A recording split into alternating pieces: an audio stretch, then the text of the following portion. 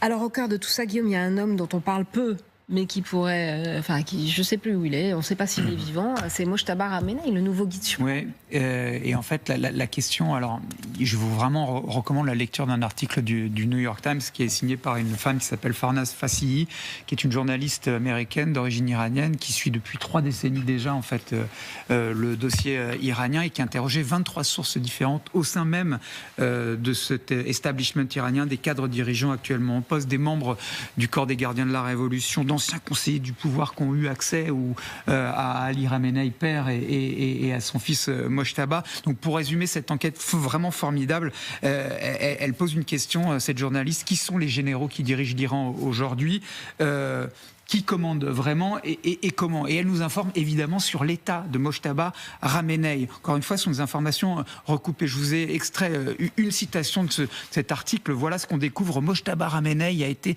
gravement blessé, ça on le savait plus ou moins, mais il reste lucide. Sa jambe a été opérée à 3 reprises. Il attend désormais une prothèse et ça va un peu plus loin dans les descriptions. Il récupère peu à peu l'usage d'une main. Son visage et ses lèvres ont été sévèrement brûlés, ce qui rend la parole difficile. Une intervention chirurgicale plastique sera nécessaire. C'est presque Dark Vador dans Star Wars. Oui. Quasiment, vous voyez, cette espèce de puissance là qui dirige. Alors, la question qui se pose juste après, c'est, mais par conséquent, est-ce qu'il dirige vraiment ce Mojtaba Ramenei? Oui, nous dit cet article, mais un peu comme le patron d'un conseil d'administration, duquel conseil d'administration seraient membres ces fameux généraux qui l'entourent et qui lui posent des faits accomplis.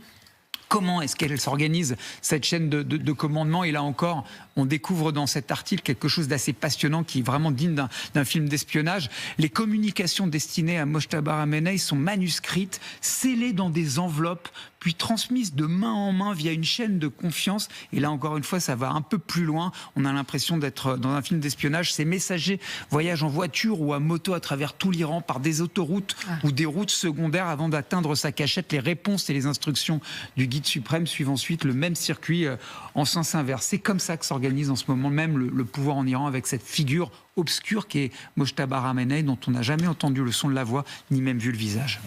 Écoutez ce qu'en dit le président Donald Trump cette nuit au sujet de justement de ce pouvoir iranien. Écoutez Donald Trump. Eux, ils retardent la conclusion car ils ne savent pas qui doit conclure l'accord. Ils savent qui est le dirigeant dans ce pays. Nous ne savons pas qui est le dirigeant en Iran. Parce que souvenez-vous, il y a eu un changement de régime. Khomeini est parti. Et il est parti vers d'autres horizons. Et tous les autres en dessous de lui sont partis aussi. Et la strate d'en dessous aussi. Alors le président Trump qui parle aussi de division dans le régime iranien, le président Trump qui a dit: les nouveaux dirigeants en Iran se battent entre eux comme chiens et chats pour choisir qui va diriger.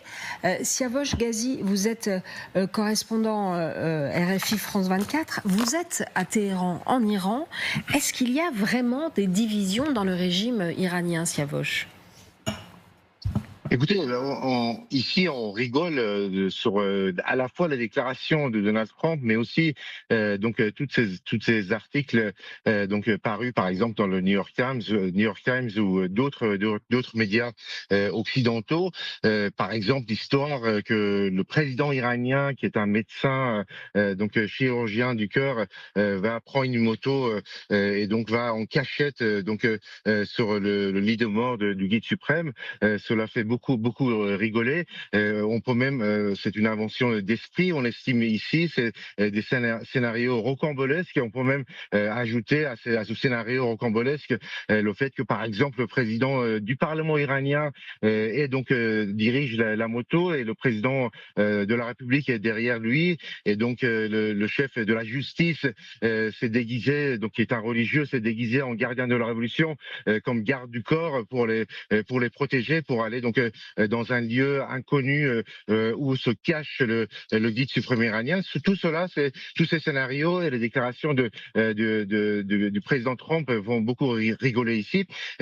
Mais plus sérieusement, les responsables iraniens ont démenti toute division à l'intérieur du pouvoir.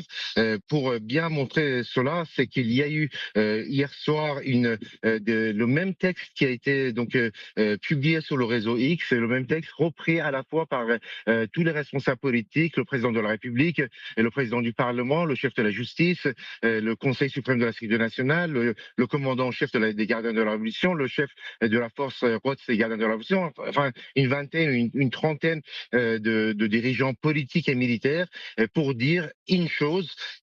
Il y a une unité au sein du pouvoir iranien. Tout le monde est derrière le guide suprême iranien, derrière la nation iranienne, et donc on poursuit le chemin, je cite, le chemin de la victoire, qui a permis à l'Iran de résister pendant 40 jours aux opérations militaires américaines et israéliennes. Donc l'Iran qui n'a pas plié et donc va imposer ses conditions à la fois sur le détroit d'Ormuz, mais aussi sur le nouveau régime qui sera mis en place dans toute la région et également sur le programme nucléaire de Téhéran, puisque de plus en plus on parle de la possibilité pour l'Iran de construire l'arme atomique, parce qu'à 2 reprises l'Iran et les États-Unis ont mené des négociations pour trouver une solution, et à chaque fois il y a eu donc des attaques contre l'Iran de la part d'Israël et des États-Unis, et un important député iranien a affirmé que la seule solution de dissuasion pour l'Iran désormais, ce n'est pas seulement le détroit d'Ormuz, le contrôle de ces détroits, mais c'est aussi la construction de l'arme atomique. Donc toutes ces informations, donc qui sont plutôt ici on estime des inventions d'esprit, sont démenties par le pouvoir iranien. Et d'ailleurs, tout comme par exemple les informations sur la démission du président du Parlement iranien, Mohammad Ghalibaf, qui dirige l'équipe des négociateurs iraniens, et qui est donc la figure montante. Il y a une unité autour du pouvoir, mais aussi une grande partie de la population, puisque tous ces slogans sont repris par des gens qui participent au rassemblement nocturne, donc tous les soirs depuis 53 jours, pour appuyer les forces armées iraniennes et pour soutenir l'effort de guerre iranien. Merci beaucoup, Siavosh Ghazi. Siavosh nous dit, Magali, que les Iraniens n'ont plus qu'une idée en tête, non plusieurs, mais enfin, l'idée du nucléaire, ils ne vont pas y renoncer. Et ça, pour le président Trump, c'est une ligne rouge.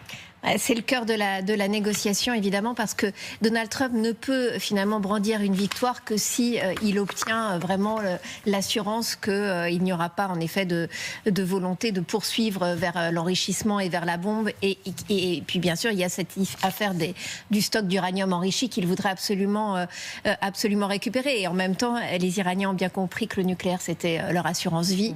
Et donc, ces informations que relaie d'ailleurs notre correspondant sur place, dans lequel finalement ça pourrait accélérer le passage vers l'assemblage de la bombe. Jusqu'à présent, il y avait quand même une fatwa du guide suprême, de l'ancien, sur le fait qu'on n'allait pas jusqu'au bout, l'Iran n'allait pas jusqu'au bout de la bombe. Il était quand même en condition de pouvoir la monter vite fait. En condition, mais sans passer, sans franchir le cap.